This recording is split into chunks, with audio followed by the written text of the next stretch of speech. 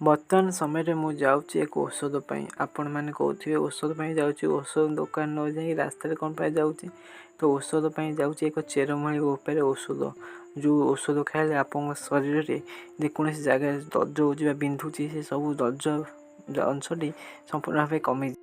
ମୁଁ ଆପଣଙ୍କୁ ଏକ ପତ୍ରଟି ଦେଖାଇବି। ସେ ପତ୍ର ଦୁଇଟି ଆପଣ ନେବେ, ପାଣିରେ ବୁଡ଼େଇବେ ଏବଂ କିଛି ସମୟ ଫୁଟେଇବେ। ଫୁଟି ସାରିଲା ପରେ ସେ ପାଣିକୁ ଆପଣ ପିଇବେ। ପିଇଲା ପରେ ଆପଣଙ୍କ ଶରୀରରେ ଦର୍ଜ ସବୁ କମିଯିବ। ଆକୁ ରାତିରେ ସାଧାରଣ ଫୁଟେଇକି ପିଅନ୍ତି। ରାତିରେ ପିଇବା ଦ୍ୱାରା ଆପଣ ଶୋଇବେ, ରେଷ୍ଟ ନେବେ ଆପଣ ବଡ଼ିଟା, ସେତେବେଳେ ଏହାର କାମ ଦେଖାଇଥାଏ।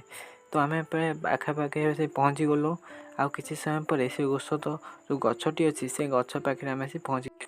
ଆଉ ଅଳ୍ପ ସମୟ ବାକି ଅଛି, ସେ ଗଛ ପାଖରେ ଆମେ ଆସି ପହଞ୍ଚିଯିବୁ। ତ ପହଞ୍ଚି ପ୍ରାୟ ଯାଇଛୁ। ସେ ଆଉ କେଉଁ ଗଛ ନୁହଁ, ସେ ହେଉଛି ବରଗଛ। ବରଗଛ ପଟତି ଦୁଇଟା ଆପଣ ଛିଣ୍ଡେଇ ଯଦି ପାଣି ଗରମ କରି ପିଉଛନ୍ତି, ହେଲେ ଆପଣଙ୍କ ଶରୀର ସବୁ ଦର୍ଜ ଅଂଶ କମିଯିବ।